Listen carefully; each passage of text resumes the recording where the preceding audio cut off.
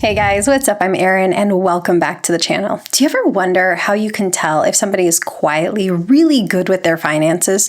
Not someone who's bragging about their latest stock pick at a party, but someone who genuinely seems to have it all figured out? The truth is, the smartest investors rarely make a show of it. Instead, you'll notice subtle signs, habits, and choices that reveal that they're building real, lasting wealth. So today, let's walk through 7 of those subtle signs. The signs that indicate that you're not just saving, but you're also investing wisely for the future and you're setting yourself up for financial freedom. Number 1 is the stealth saver. The stealth saver isn't chasing meme stocks or the next big thing. From the outside, their portfolio looks kind of boring. Index funds, retirement accounts, steady contributions, but when it comes to investing, boring is absolutely beautiful. When you talk to the typical millionaire, they'll tell you it's not about an overnight success. Usually their story goes something like, I just kept putting away 10, 15, 20% of my paycheck for years, and then one day I looked at my account and I had more than I ever imagined I would.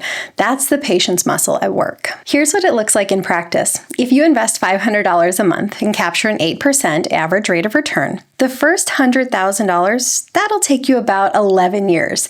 It is the hardest and the slowest part. From there, it speeds up. The next $100,000 takes less than 6 years. By the time you're near $1 million, each $100,000 milestone is happening in just over a year. That's the snowball effect of compounding. Slow at first and then completely unstoppable. If we use this scenario, what's really striking here is that it takes about 21 years to get to $300,000 invested. But in total, it takes only 35 years to get to $1 million invested. So that means by the time you have $300,000 invested, you're more than halfway to millionaire status in terms of time. Again, this is the power of compounding. Now compare that with the typical saver. Many Americans reach retirement with maybe $100,000 or $200,000 in savings or investments.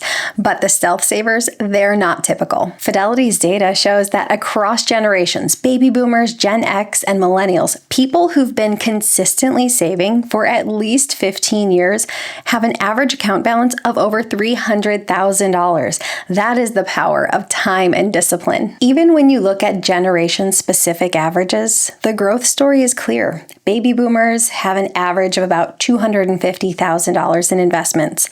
Gen Xers around $192,000. Millennials about $67,000, and Gen Z roughly $13,000. But there's nuance here. These averages lump everyone together. Those who started saving last week, those who've been saving for 20 years or more, and yes, those who have unusually high balances.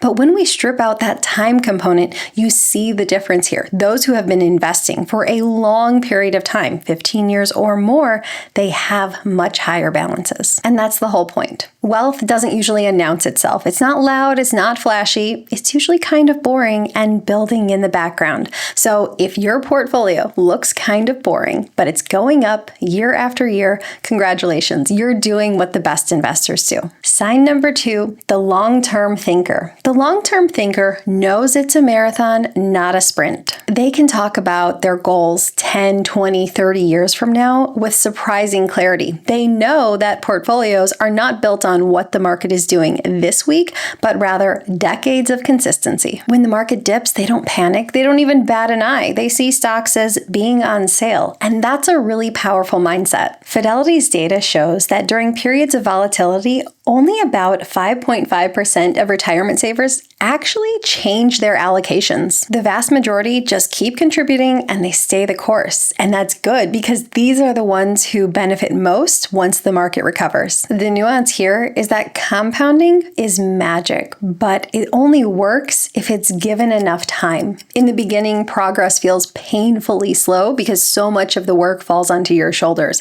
But over time, it becomes a completely unstoppable force. So let's imagine you had a wonderful fairy godmother who invested $10,000 for you on the day you were born and received an annual 8% rate of return. By your 10th birthday, that money would already be worth about $21,500. On your 20th birthday, it would have more than quadrupled to around $47,000. Fast forward to your 40th birthday, now it's worth about $217,000. And by the time you hit your 60th birthday, that same $10,000 $50,000 would be worth just over $1 million. Now look at the jumps. From birth to age 20, you gained about $36,000. From 20 to 40, you add another $170,000.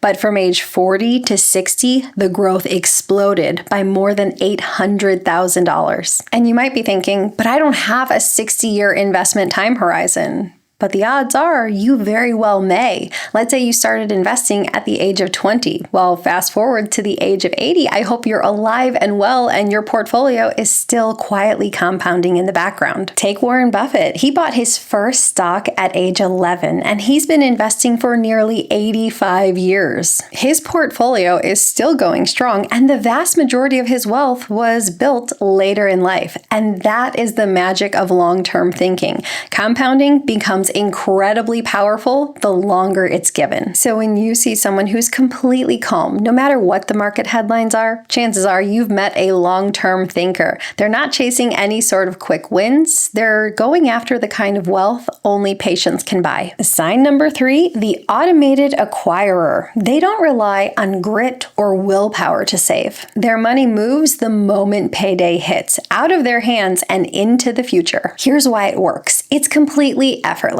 They've built a paycheck to invest pipeline. There's no hope, there's no set reminders, it's just a reliable system. And at the end of the day, behavior beats brilliance. You're not saving more because of smarter choices or more discipline, it's just that you have this automated system. And placing retirement contributions on autopilot makes a massive difference. 94% of people stay in their plan when auto-enrolled, compared to only 64% when it's voluntary.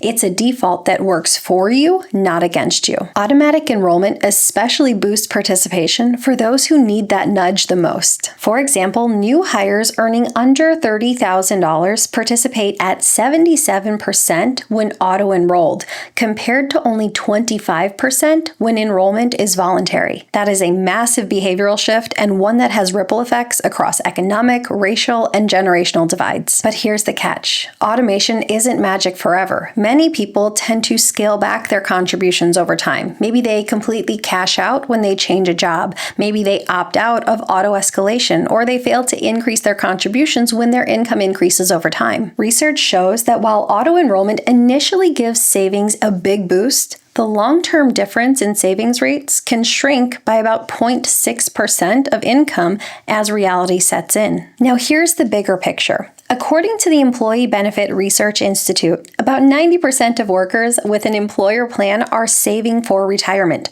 while only 20% of workers without one are saving for their future. That is a 4-to-1 difference. So essentially we're saying those who have access to a workplace retirement plan are generally using it. Those without access generally aren't saving for their future. And that is not a small group. Roughly 41% of full-time workers and as many as 80% of part-time workers lack access to employer-sponsored retirement plans. And this is the key. We often hear that there's a retirement savings problem in America, but maybe it's better to label it as an access problem, because for those who have access to an employer-sponsored retirement plan, largely they're taking advantage of it and saving for their future. But what about IRAs? Yes, anyone who has earned income or a spouse who has earned income can contribute to an IRA.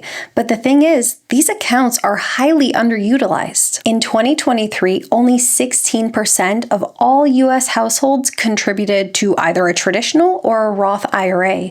Even among households that already own an IRA, just 37% made a contribution in 2023. That means among all households, only 1 in 6 are putting money into an IRA on any given year. Now, if you have access and are utilizing a workplace retirement plan, you may not need to funnel money into any sort of IRA. But what these numbers do is highlight a missed opportunity for those who otherwise could be utilizing an IRA, especially for those without an employer-sponsored retirement plan. Automation isn't about being lazy, it's about building a system that works. sucks, because if you have to manually go in and make your savings contributions every single month, it's never going to happen. No matter how disciplined you are, inevitably life just gets busy. Automation gives your future self a fighting chance. It makes saving and investing the default, not the exception. And most of these investors don't set it and forget it entirely. They check in occasionally and make adjustments where needed. Sign number 4, the knowledge seeker. The knowledge seeker is always learning. They read, they listen, they stay curious. But here's the key. They're not overwhelmed with all the information. They know enough to stay informed on their situation, but they're not obsessing over every single detail about the market and the economy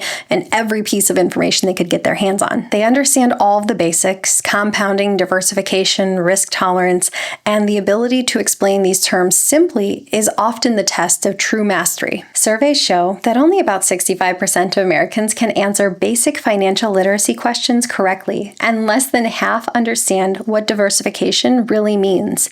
So if you do, you're already ahead of the majority. But being a knowledge seeker isn't about obsessing over every single headline or trying to predict what the Fed is going to do next week. And certainly there are situations where too much information can cause overwhelming anxiety and rash decision making. Instead, a knowledge seeker zooms out, takes in big picture information, and really the information that helps them do long-term thinking. I always like to say that your financial education should span an entire lifetime. In your teens, in your early 20s, what you need to get started is pretty basic. You have to know to get started right away, know to avoid high interest debt, and understand budgeting and compounding. By mid-career, the questions change. Maybe it's how to allocate funds towards a home, how to balance retirement savings with college savings, or how to diversify into different tax buckets. Then as you approach retirement, your skill set needs to shift again. Now it's about developing a withdrawal strategy that can last the course of your entire lifetime, managing the taxes on your distribution, and perhaps building a legacy that extends well beyond you. That is why it's so important to be continuously learning. Financial literacy isn't something you finish, it's something that evolves with you. And I think there's great comfort in knowing that you don't have to have all the answers today. What matters is that you stay curious and that you're continually willing to learn as your life changes. And here's the interesting part. Knowledge compounds just like money. The more you learn over time, perhaps about taxes, investing, estate planning, the better your decisions get. It's not about being a genius. It's about steadily building financial fluency year after year. The more knowledge you have, the more confidence you have over time. And truly, confidence is one of the best tools you can have in your toolbox. The future-proof planner knows that building wealth isn't just about growth. It's about protection. They're the kind of person who thinks ahead, not just about making money, but also how to keep it safe when life throws you curveballs. I always say that an emergency fund is one of the most powerful weapons in your personal financial toolbox. It is your first line of defense, because when your car breaks down or you get an unexpected medical bill, you can take it in stride. It just becomes an inconvenience rather than a catastrophe that derails your long-term plan. Here's the reality. Nearly 43% of Americans would borrow money via credit cards, loans, or family just to cover a $1,000 surprise. That's almost half the country who could be forced to go into debt in times of stress. The future planner avoids this by making sure that their investments are protected with a cash buffer so they don't get raided when an emergency happens. And raiding retirement accounts is another silent danger. About 5% of retirement savers took hardship withdrawals last year. And yes, that is a relatively small percentage, but each of those hardship withdrawals represent someone who is borrowing from their future self, reducing their future quality of life just to get out of a pickle today. They also tackle high interest debt aggressively. If you have credit card debt, especially sitting at something like a 20% rate of return, pay that off as quick as possible. This may not be glamorous, but it is one of the most effective wealth building tools. And here's where they really stand out. They think beyond today. They've started considering estate planning, things like wills, trusts, and beneficiaries. It's not just about passing money on, it's about protecting their loved ones from chaos, avoiding unnecessary taxes, and making sure their own personal wishes are honored. Retirement security isn't just about investments, but it's also about protecting them from life's unexpected storms. The future-proof planner doesn't see an emergency savings or debt payoff as a distraction from investments, but rather part of the same plan. plan, because the truth is, even the best portfolio can crumble if it's constantly being tapped for emergencies or weighted down by interest payments. And future planning evolves as life unfolds. In your 20s, maybe it's about building that basic emergency fund. In your 40s, maybe it's about making sure you have the right insurances in place to protect your family if something should ever happen. By the time you're later in life, maybe it's about having your estate and legacy plans in place. The common thread here, planning ahead so when storms hit, and trust me, they will, you're not forced to undo years of hard work. Sign number 6, the tax strategist. They don't look simply at their account balances, they also look at what they get to keep. They think in after-tax dollars, not simply pre-tax balances. Because here's the thing, $1 in a traditional IRA is not the same as $1 in a Roth IRA. It comes with a silent partner, the IRS. Whereas with a Roth IRA, that money is yours, tax-free forever. And that is why tax strategists are very intentional about where they save. Traditional versus Roth contributions. Balancing today's tax break with tomorrow's flexibility. Roth conversions. Moving money strategically in lower income years to set yourself up for tax-free compounding. And tax-efficient withdrawals. Coordinating taxable, tax-free, and tax-deferred accounts and eventual withdrawals to minimize lifetime taxes, not just this year's taxes. Taxes are one of the biggest drags on retirement wealth, and the wise investor knows that beating the IRS legally is just as important as staying in the market long-term. Saving 1 or even 2% in taxes every single year for decades can rival the return of an aggressive investment strategy, and it's a whole lot more predictable. Imagine 2 retirees with identical portfolios. One ignores tax strategy completely and ends up paying an average of 20% effective rate on withdrawals. The other carefully coordinates withdrawals, fills up the lower tax brackets with Roth conversions, and finds a way to keep more in the 12% bracket. Over 30 years or so, the difference could easily add up to hundreds of thousands of dollars. That's money that stays in their pocket, not the government's. In a perfect world, you might enter into retirement with a complete mix of accounts. A Roth for tax-free growth and withdrawals, a traditional IRA or 401k to manage income and bracket filling, a regular brokerage account for maximum flexibility, lower long-term capital gains rates, and ultimate liquidity.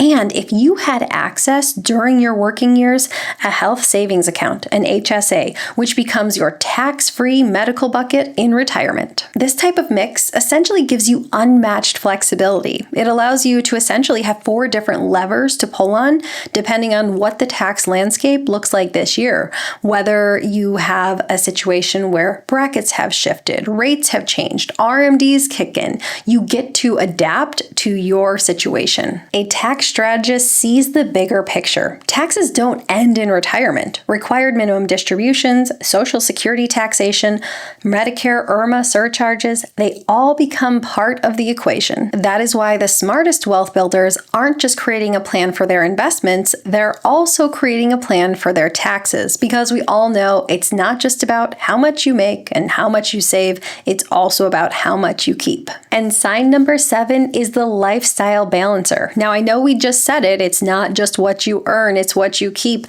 but we're going to look at it from a different angle, this time from lifestyle. We have all seen how a pay raise or a promotion can quickly vanish into a nicer house, a nicer car, an extra vacation, or simply an endless stream of subscriptions. But those who are smart with their money make the conscious choice to let their money serve their values, not their vanity. They spend intentionally, not impulsively. But this doesn't mean they're sitting around living a joyless, frugal lifestyle. Frugality can absolutely be fun. It's about allocating your dollars where it brings you the most joy. If you get the most joy out of spending time with family, spend there. If it's about traveling, spend there. But it's using your dollars in a way that matters most to you and really letting go of that pressure to keep up. Nearly 57% of workers say they're behind on retirement savings. And this is so common because it's so easy for everyday expenses to start eating into your margin. But the lifestyle balancer knows how to set boundaries and hold them. They know that every dollar spent today is a dollar that can't compound tomorrow. The balancer sees personal finance in context. They know it's not just about money. It's also about life design, health, relationships, and how financial decisions all play together. Saving aggressively but burning out your health, that's not balance. Spending lavishly and ignoring retirement, that's not balance either. The key is to find that perfect balance between enjoying life today and knowing that your future self will also get to enjoy life. You're not pitting these two versions of yourself against each other, you're making room for both. Here's how that evolves over time. In their 20s and 30s, they resist lifestyle creep. When that paycheck grows, they increase that savings rate. Next, in mid-career, they allow lifestyle upgrades selectively. Maybe they do upgrade to a nicer home or more meaningful experiences, but they do so deliberately without derailing the long-term plan. And once approaching retirement, they focus on sustainability, shifting from accumulation to building a spending plan that allows them to live the life they've always dreamed without running out of money. The lifestyle balancer knows that wealth is not measured by the car that is sitting in your driveway or the square footage of your home, but rather freedom. Freedom to retire on your own terms, freedom to make the decision to spend more time with family, freedom to choose a lifestyle with confidence and without financial restrictions. Money is a tool, not a scoreboard, so you want to spend in a way that allows you to enjoy your life today while also making sure that future you is protected. It's about creating a balance between the two for maximum fulfillment. So how many of these subtle signs do you recognize in yourself? If you have a few, you're on the right track. If you've learned a few today, well, maybe you have some ideas that you can now incorporate going forward. The whole message here is that wealth isn't built in big strides and big leaps. Instead, it's something that is done steadily and consistently over time. So what are your thoughts? Leave them in a comment down below. I post new videos every single week. If you got anything at all out of this one, please give it a like. If you're new here, please consider subscribing, or if you know of someone who might get something out of this type of content, please consider sharing. I'll see you soon. Bye. In yourself, and they the tape is falling off my light in the background. I gotta go fix that. They don't panic. They don't even bat an eye. I don't know what I want to say. Do trucks need that beep when they back up? I don't think so. I think it's, again, just me thinking noises are annoying. I don't think it's necessary. Do you guys know cars now have that backup beeping? Like, we don't need to add more beeping to life. Life needs less beeping. Less beeping.